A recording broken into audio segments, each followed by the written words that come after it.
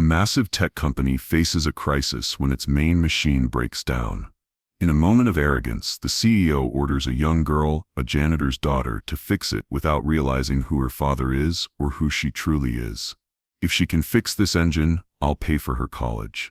The engineers around him chuckled, expecting a stammer, maybe tears. What they didn't expect was for the girl to step forward. Her name was Wiley Corbin, 15, braids pulled back in a loose bun, sleeves rolled, shoes scuffed. Her backpack weighed down with textbooks, hand-sketched diagrams, and a spiral notebook barely held together by duct tape. If you've ever had your talents ignored because of where you come from, not what you're capable of, drop a brain emoji in the comments.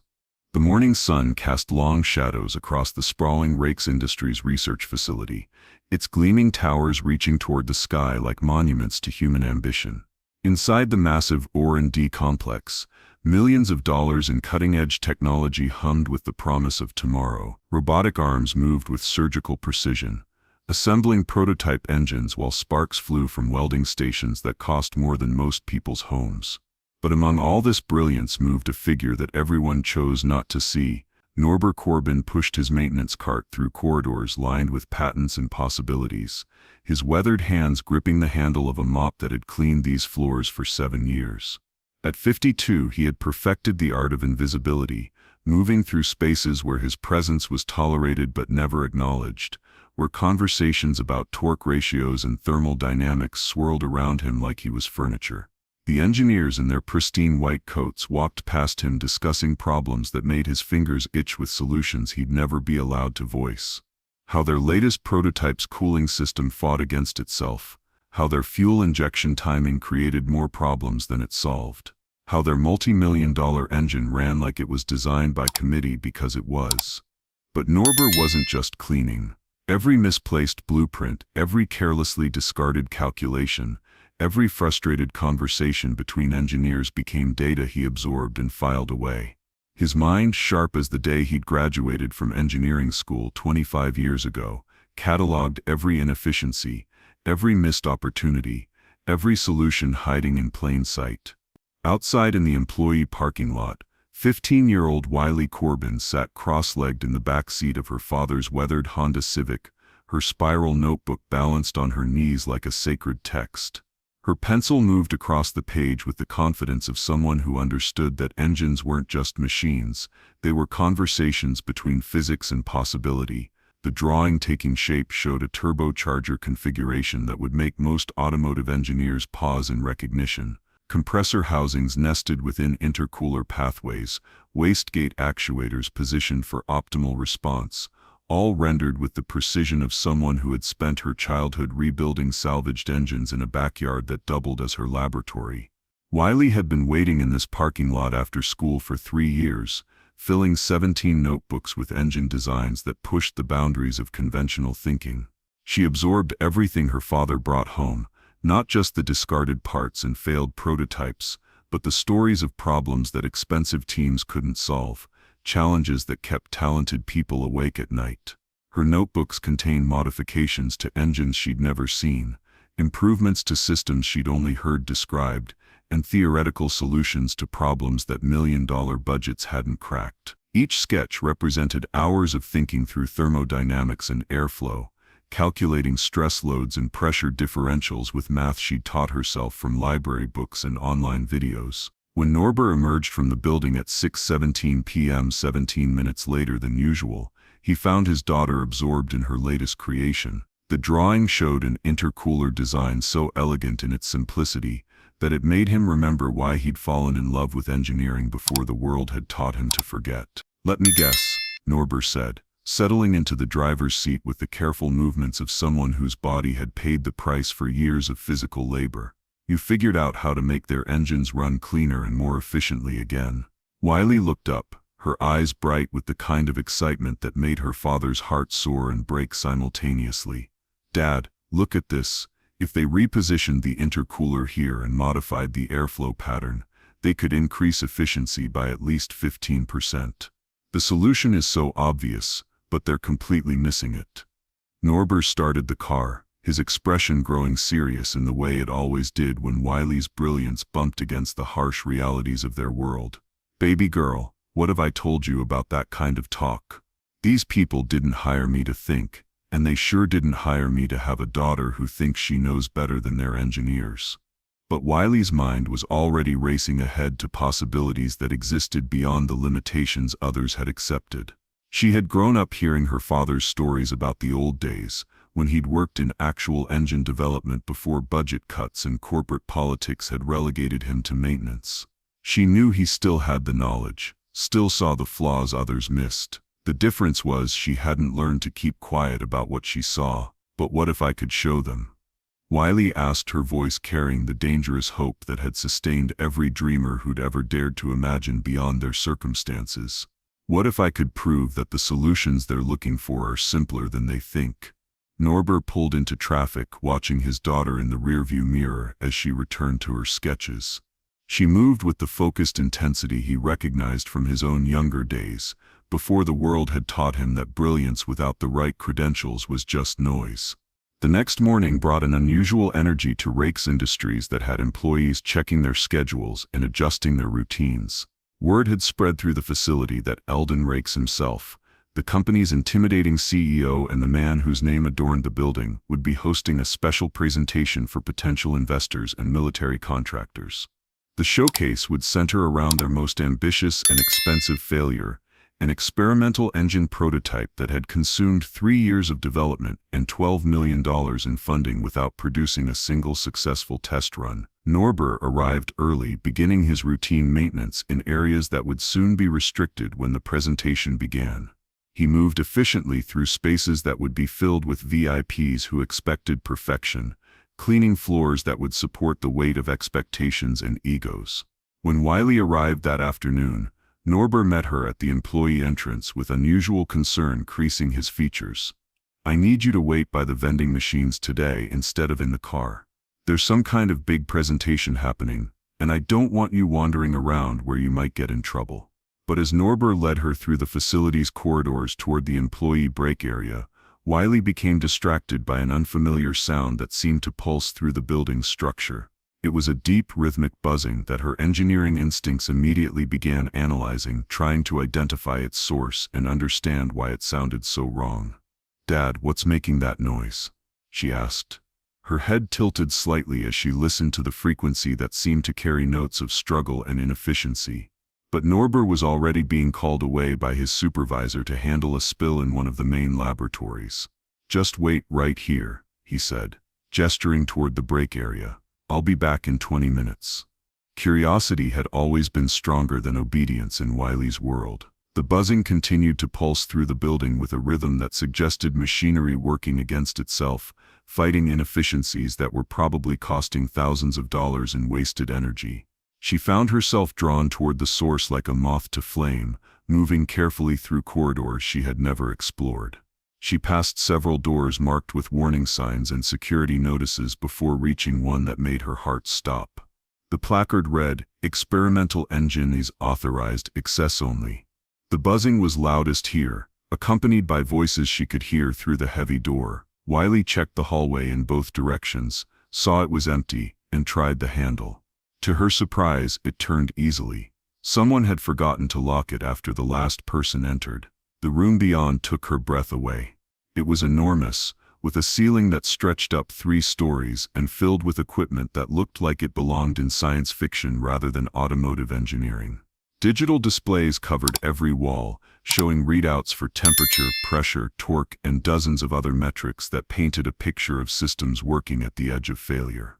But at the center of this technological cathedral sat something that made Wiley's engineering soul sing with recognition and horror simultaneously. The engine prototype was massive, easily the size of a small car, with components arranged in configurations that defied every principle of efficient design she had ever learned. Copper tubes snaked between titanium housings in patterns that created unnecessary pressure drops. Cooling lines were routed through paths that would generate heat instead of dissipating it, and the torque distribution system, she could see it clearly in the physical layout, was completely backward, designed to fight against itself rather than work in harmony. Around the engine, A crowd of people in expensive suits listened to a tall, imposing figure near the main entrance.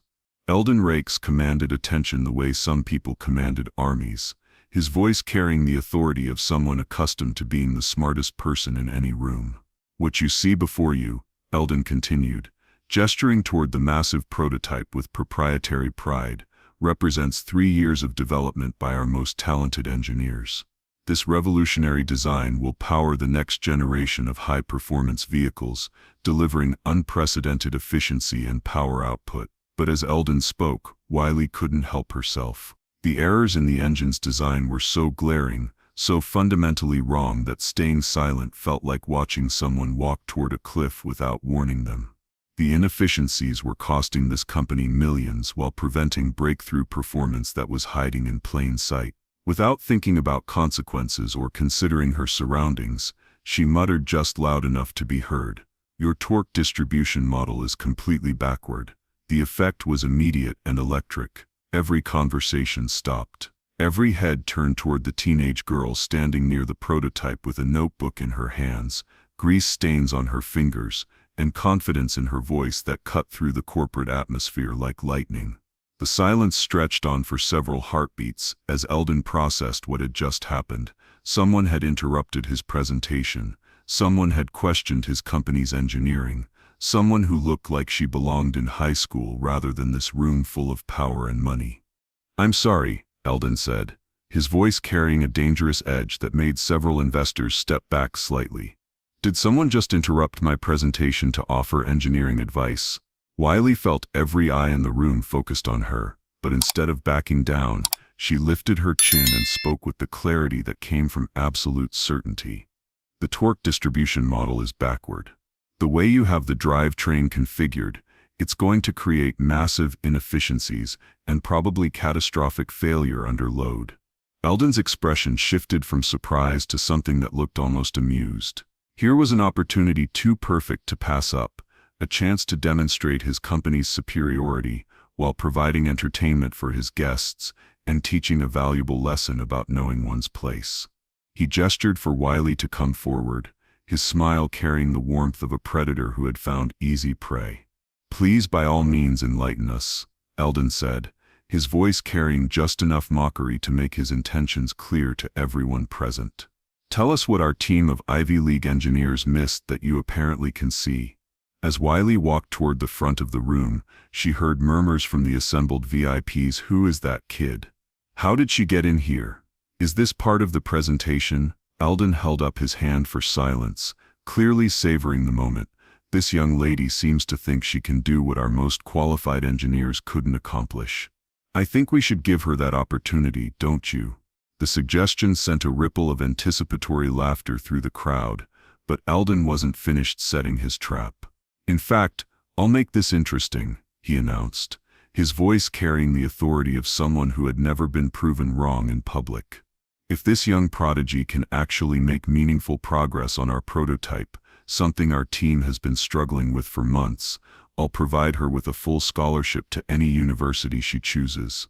The fluorescent lights of Rakes Industries cast harsh shadows across the empty laboratory as Wiley used her father's employee ID card to slip through the security checkpoint. After hours, the building felt different, less hostile, more like the workshop she had always dreamed of accessing. She made her way through darkened corridors to the experimental engine lab, her backpack heavy with tools assembled from salvaged equipment and parts her father had collected over the years. Standing before the massive prototype in the quiet facility, Wiley could finally examine the engine without the pressure of Eldon's mocking audience. What she discovered was worse than she had initially thought. The engine wasn't just poorly designed. It had been deliberately sabotaged.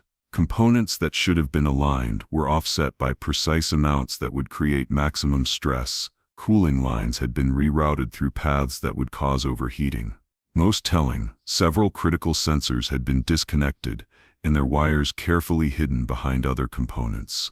"Someone wanted this to fail," she whispered, sketching the evidence in her notebook. "But why?"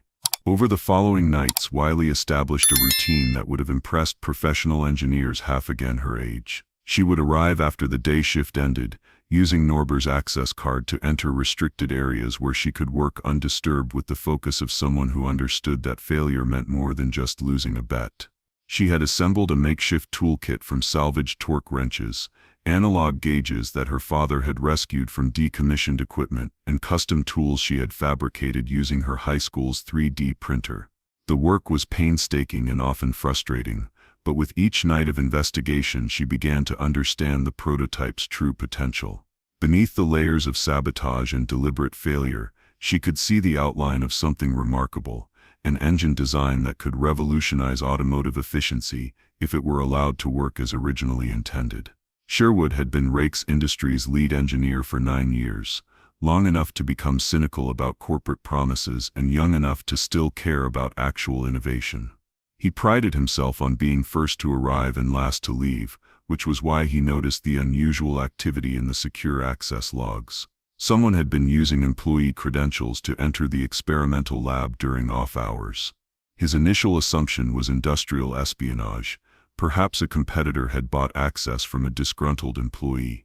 But when he reviewed the security footage, he was surprised to see the same teenage girl who had disrupted Eldon's presentation working alone in the lab with an intensity that reminded him of his own early days in engineering, before politics and budgets had taught him to think smaller. Rather than immediately reporting the security breach, Sherwood found himself curious about what she was actually accomplishing. He began staying later, watching from the observation deck as Wiley worked with a combination of professional methodology and creative problem-solving that impressed him despite himself. On the 4th night of her unauthorized access, Sherwood decided to confront her directly. He entered the lab quietly, expecting to startle her, but found instead that she was so absorbed in her work that she didn't notice his presence until he spoke. "Impressive setup," he said, causing Wiley to spin around with a wrench in her hand. Most people would have given up after seeing the sensor array configuration. Wiley's first instinct was to run, but something in Sherwood's tone suggested curiosity rather than hostility. "I'm not stealing anything," she said quickly. "I'm just trying to understand why it doesn't work." Sherwood moved closer to examine her notes, which were spread across a makeshift workstation she had created using equipment cases as tables. The sketches and calculations impressed him. They showed a level of understanding that most engineering students wouldn't achieve until their senior year. "Walk me through your thermodynamic analysis," Sherwood said, testing her knowledge. "Show me how you calculated the heat transfer coefficients." For the next hour, Sherwood grilled Wiley on technical concepts that should have been far beyond her educational background. But her answers revealed not just theoretical knowledge but practical understanding gained through hands-on experience rebuilding engines with salvaged parts and boundless curiosity. Finally, Sherwood reached into his laptop bag and pulled out a small electronic module. "Try this instead," he said, handing her a programmable microcontroller unit. "Your analog approach is solid, but you'll need digital feedback to handle the pressure variations." As he walked toward the lab exit, he paused and looked back at Wiley. "The night security guard changes shifts at midnight. You'll have a 15-minute window when the cameras reset if you need to move any larger equipment." That weekend, Norbert joined his daughter in the Raikes Industries lab for the first time since she had begun her unauthorized project. He had been reluctant to become directly involved, knowing his job could be threatened if they were caught. But Wiley's growing excitement about her progress had worn down his resistance. As they worked together in the quiet facility, adjusting component alignments and testing new configurations, Norbert found himself remembering why he had fallen in love with engineering in the first place. The satisfaction of solving complex problems, the thrill of seeing theoretical solution work in practice, the simple joy of building something that hadn't existed before. "Dad," Wiley said as they took a break from rewiring a sensor array, "why didn't you ever tell me you used to work on combustion design?" Norbert was quiet for a long moment, staring at the prototype engine that represented so many of his own deferred dreams. "Because I didn't want you to dream smaller than you were capable of," he finally said. "I let them convince me that I didn't belong in that world, and I didn't want the same thing to happen to you." Their conversation was interrupted by a sound from the lab's main computer terminal. Wiley had been running diagnostic programs on the engine's control systems, trying to understand why certain functions remained locked, even after she had corrected the physical sabotage. What they found in the recovered files changed everything.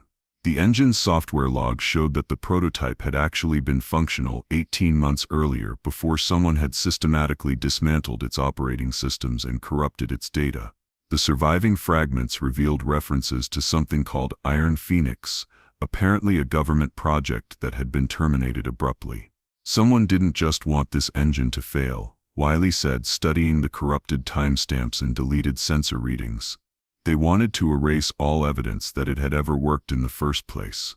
Meanwhile, across town, Bertie Lanham sat in her downtown apartment, struggling with her own complicated relationship to her father's company. At 28, she had spent the last 5 years deliberately distancing herself from Rakes Industries, using her trust fund to support tech nonprofits and social justice organizations that her father dismissed as bleeding heart nonsense. But the incident with the teenage girl had stuck with her. There had been something in the girl's eyes, a combination of intelligence, determination, and fearlessness, that reminded Bertie of her own younger self before years of watching her father's ruthless business practices had worn down her idealism. Using her security access and knowledge of the facility's layout, Bertie positioned herself in the observation deck above the experimental lab on a Thursday evening when she expected the mysterious teenager to be working. What she saw surprised her. Wiley worked with a level of focus and competence that put most of Rakes Industries' professional engineers to shame. She moved around the massive prototype with confidence, making adjustments that showed deep understanding of the system's interconnected components. As Bertie watched, Wiley completed a modification to the fuel compression system using what appeared to be bicycle brake cable and a valve she had machined herself. The improvised solution was elegant in its simplicity, addressing a complex engineering problem with materials that probably cost less than $20 total. When Wiley powered up the engine for testing, Bertie held her breath. The massive machine rumbled to life, running smoothly for nearly 8 seconds before an automatic safety system shut it down to prevent damage. But those 8 seconds represented more progress than Rakes Industries' official team had achieved in 3 years of development. The next morning, Bertie waited in the parking lot outside the facility until she saw Wiley and Norber leaving together. She approached them carefully, not wanting to seem threatening, and introduced herself simply as someone who had been watching Wiley's work with great interest. "I need to ask you something," Bertie said after explaining who she was. "Do you know what you're really fixing? Have you ever uncovered something bigger than yourself and had to choose whether to walk away or speak up?" Bertie's question hung heavy in the air as the three of them stood in the Rakes Industries parking lot under pale sodium lights. The weight of unspoken secrets suddenly made the evening feel charged with danger rather than possibility. "There's a diner about 10 minutes from here," Bertie said quietly, glancing around the empty parking lot. "We should talk somewhere that doesn't have security cameras." 20 minutes later, they sat in a corner booth at Murphy's all-night diner, nursing coffee that had been sitting too long while Bertie carefully considered how much truth she was prepared to reveal. "The engine project you're working on," Bertie began slowly. "It wasn't shut down because it failed. It was shut down because it succeeded too well." She pulled out her phone and showed them a photograph she had taken years earlier during one of her rare visits to her father's office. The image showed a wall covered with technical drawings, project timelines, and what appeared to be government contracts. "Iron Phoenix wasn't just a research project," Bertie continued. "It was a military contract to develop propulsion systems for classified applications. The engine you're fixing was designed to power vehicles that officially don't exist." Norber felt the color drain from his face as pieces of a puzzle he had been unconsciously assembling for years finally clicked into place. "That's why they moved me to maintenance," he said quietly. "I was asking too many questions about why we were suddenly abandoning functional designs." Wiley stared at the photograph, her engineering mind processing implications that stretched far beyond mechanical systems. "Someone in the government wanted this technology buried, didn't they? That's why it was sabotaged instead of just cancelled." Bertie nodded grimly. "There's more. 3 months after Iron Phoenix was terminated, the lead engineer, Dr. Marcus Webb, died in what was officially ruled a car accident, but his wife always believed he was murdered, because he was preparing to go public with evidence that the project had been cancelled for political rather than technical reasons. As if summoned by their conversation about surveillance and danger, Wiley's phone buzzed with a text message from an unknown number. "Stop working on the engine. This is your only warning." The message sent a chill through all of them, confirming that their activities had attracted attention from people with resources and motivations they couldn't yet understand. "We need help," Bertie said, making a decision that would change the trajectory of everything that followed. "I know someone who might be willing to help us, but approaching him will put all of us at even greater risk." Detective Norris had spent 15 years investigating corporate fraud and had developed a reputation for pursuing cases that other cops considered too politically sensitive to touch. When Bertie contacted him through encrypted channels and described what they had discovered, his first instinct was skepticism. But when she provided him with copies of the recovered data files and photographs of the engine modifications, Norris recognized patterns that connected to several unsolved cases he had been working on for years. The mysterious death of Dr. Marcus Webb, the sudden termination of government contracts, the systematic destruction of research data.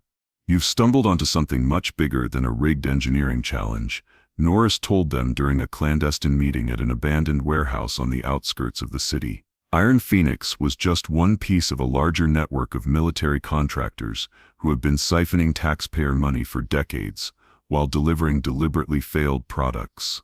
He spread out files and photographs that painted a picture of systematic corruption reaching from corporate boardrooms to the highest levels of government. Defense contracts worth billions of dollars, research projects that were designed to fail from the beginning, technologies that worked perfectly until political pressure forced their abandonment. "The problem," Norris continued, "is that I've been removed from all cases connected to this network. Officially, I'm too close to retirement to handle sensitive investigations. Unofficially, someone wants me to stop digging." But even as Norris outlined the dangers they faced, none of them were prepared for what happened next. Wiley's phone rang with a call from Eldon Rakes himself. "Miss Corbin," Eldon's voice carried a tone of forced friendliness that made everyone in the warehouse tense. "I understand you've been making remarkable progress on our little challenge, so remarkable, in fact, that I'd like to offer you something extraordinary." The offer was breathtaking in its scope: full scholarship to MIT, guaranteed internship at any aerospace company she chose, and a $100,000 signing bonus. All she had to do was transfer ownership of any modifications she had made to the engine, and agree never to discuss the technical details with anyone outside Rakes Industries. "Think of your future, Miss Corbin," Eldon continued. "Think of your family's future. This is the opportunity of a lifetime, if you're smart enough to recognize it." Wiley looked around at the faces of the unlikely allies who had risked their careers and safety to help her uncover the truth. She thought about her father, who had spent 7 years invisible in corridors where his brilliance went unrecognized. She thought about Dr. Marcus Webb, whose commitment to truth had apparently cost him his life. "I need time to think about it," she said finally, buying them time while her mind raced through possibilities and consequences. "Of course," Eldon replied, but his tone carried an edge that suggested his patience had limits. "You have until tomorrow evening to decide.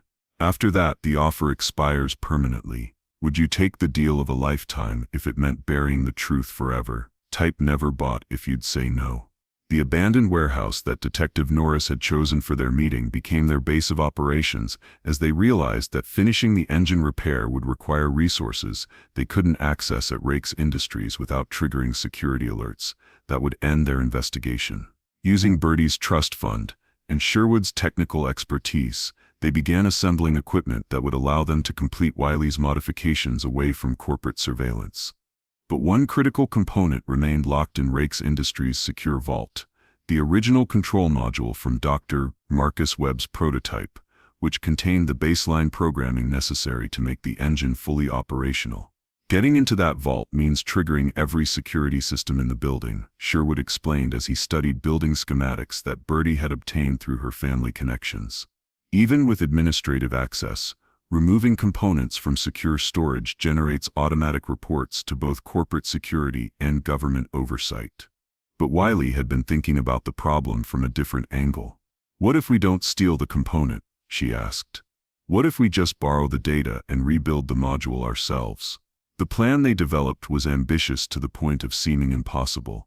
Birdie would use her access to enter the facility during a scheduled maintenance window when security systems would be temporarily offline. She would connect a device designed by Wiley to the original control module long enough to copy its programming, then upload the data to a secure server where Sherwood could analyze and reconstruct it. Meanwhile, Wiley and Norber would continue working on the physical modifications in the warehouse, preparing the engine to receive the reconstructed control system. The night of the operation, everything that could go wrong did. The maintenance window was shorter than expected, giving Birdie only 12 minutes to access the vault, locate the component, and copy its data.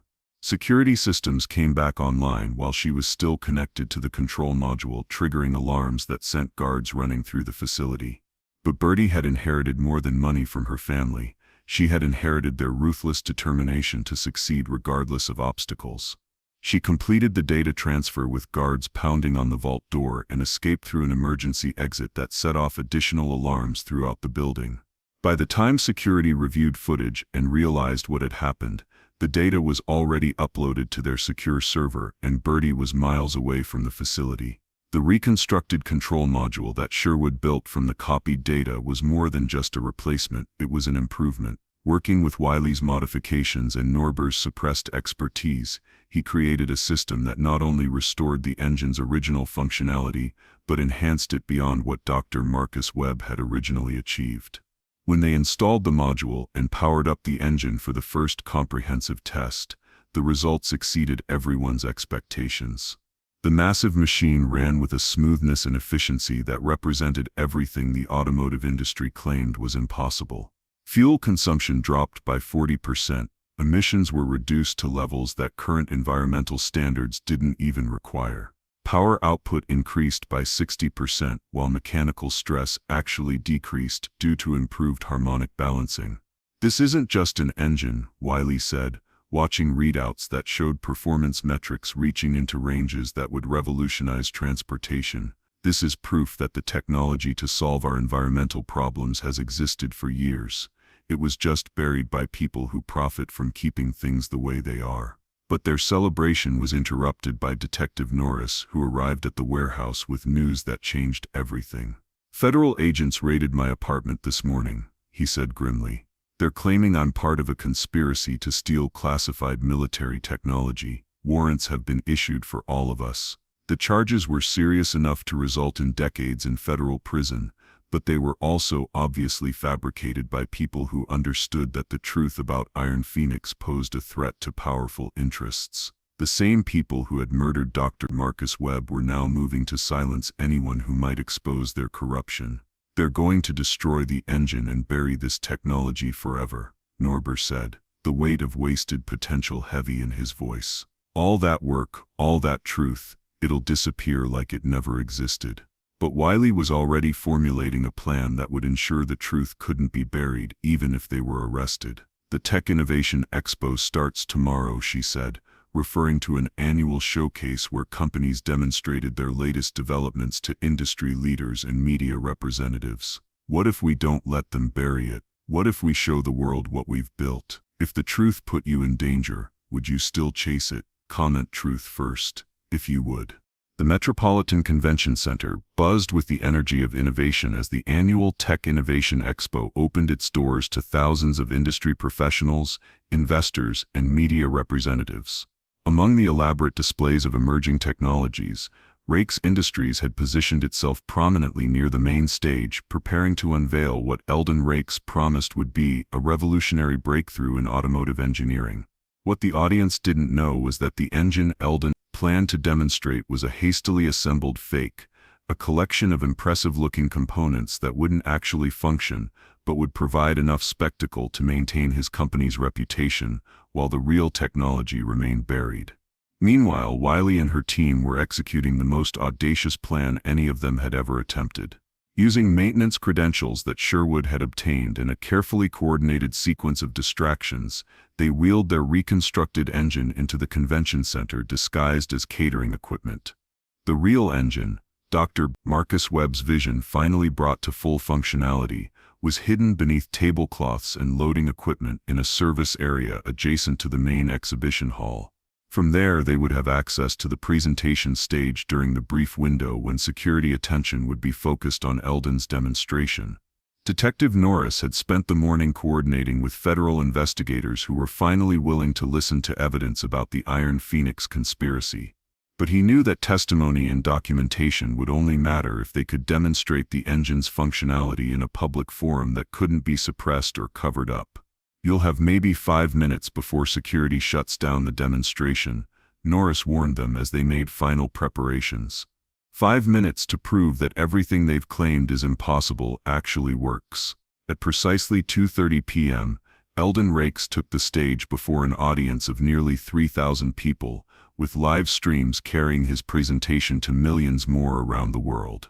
He stood confidently beside his fake engine, ready to deliver a performance that would secure his company's contracts and reputation. "Ladies and gentlemen," Eldon began, his voice carrying the authority of someone who had never been publicly challenged, "what you're about to see represents the pinnacle of automotive innovation.